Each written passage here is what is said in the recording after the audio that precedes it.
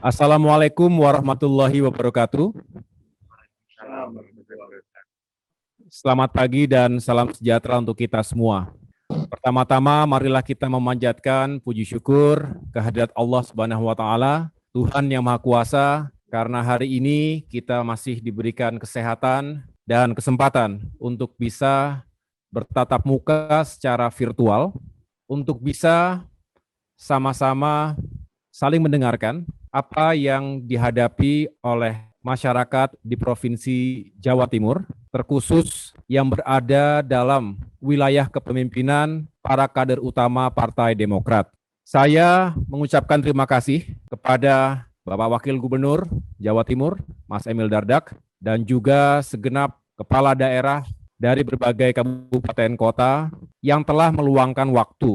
Saya tahu di masa yang sulit ini terjadi lonjakan kasus COVID-19 yang dramatis dalam hari-hari terakhir ini, tentu bukan hanya di Jawa Timur, tapi di berbagai wilayah Indonesia, termasuk di ibu kota Jakarta. Tetapi saya rasa pertemuan semacam ini penting, karena tentu saya sebagai Ketua Umum Partai Demokrat memiliki tanggung jawab moral untuk bisa mendengarkan secara langsung dari para kepala daerah, para pilihan rakyat yang berasal dari Partai Demokrat. Tentu dengan sesi mendengarkan ini, saya bisa lebih memahami apa yang terjadi di provinsi dengan jumlah kabupaten dan kota terbesar di Indonesia, sehingga bisa menghadirkan berbagai rekomendasi kepada para wakil rakyat yang ada di DPR RI, dan juga bisa saya suarakan di berbagai ruang publik.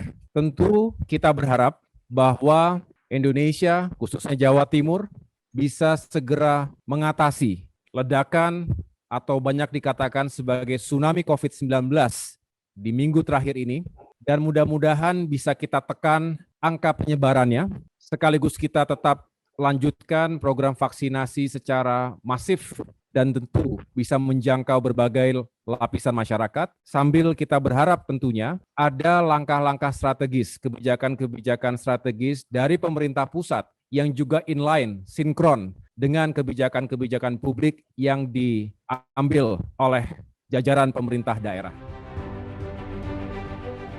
Kami akan menyampaikan situasi terkini terkait COVID-19 agregatnya di Jawa Timur.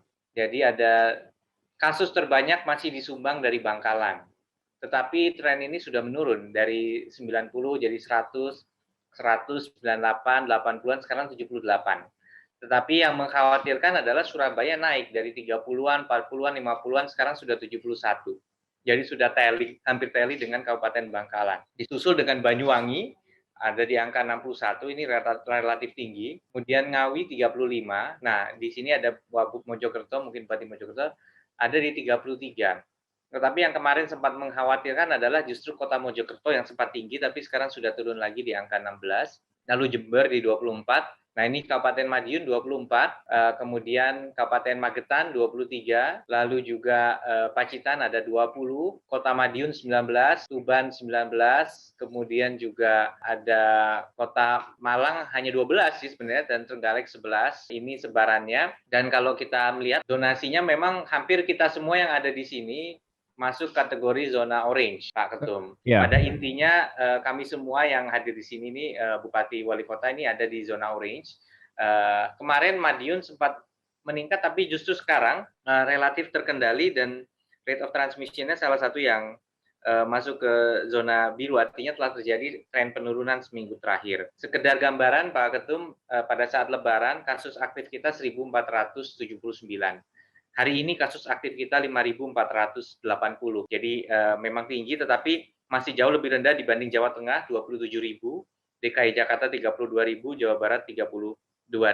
Masuk ke daerah yang kemarin sempat dikunjungi oleh Panglima adalah Madiun. Mungkin Pak Bupati Madiun berkenan sharing situasi di sana di Madiun Raya. Assalamualaikum warahmatullahi wabarakatuh. Waalaikumsalam. Yang terhormat Pak Ketum beserta jajaran pengurus DPP melaporkan kasus COVID yang ada di Kabupaten Madiun. Mungkin di Kabupaten Madiun pernah selama 7 bulan mulai bulan Maret sampai November itu kasusnya terendah Jawa Timur itu pernah 7 bulan. Tapi ketika tidak ada kasus, ternyata juga beresiko tinggi. Seluruh tujuan kunjungan akhirnya ke Madiun. Baik kunjungan apapun itu ke Madiun. Akhirnya di kita mulai meledaklah di akhir November. Kasus aktif sampai hari ini ada 198.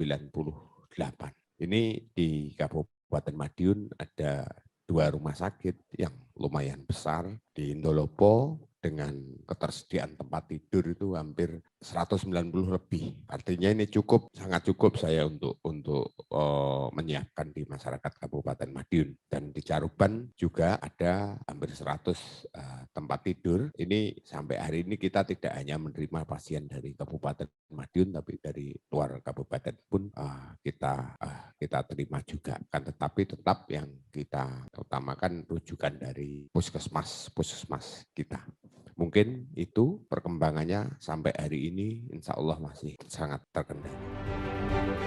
Dan sekali lagi saya mengucapkan terima kasih dan apresiasi yang setinggi-tingginya kepada seluruh pemimpin di berbagai wilayah, terutama Mas Emil Dardak sebagai Wakil Gubernur. Yang disampaikan oleh para kepala daerah bisa ditarik kesimpulan bahwa secara umum sekali lagi permasalahan utama, tantangan terbesar adalah terkait kecepatan vaksinasi dan jangkauannya kepada masyarakat karena masih sangat rendah, dapat dimaklumi. Apalagi di Jawa Timur, di Jakarta saja jangkauan vaksinasi itu masih lambat. Padahal kita berkejaran dengan kecepatan transmisi dari virus itu sendiri, apalagi virus Delta, varian Delta. Nah, jangan sampai kecepatan vaksin jauh tertinggal di belakang sehingga kita belum sempat meyakinkan masyarakat kita memiliki imunitas yang diperlukan. Kalau kecepatannya seperti ini, maka herd immunity tadi yang kita harapkan bisa terjadi dalam waktu yang tidak terlalu lama, masih akan berkepanjangan.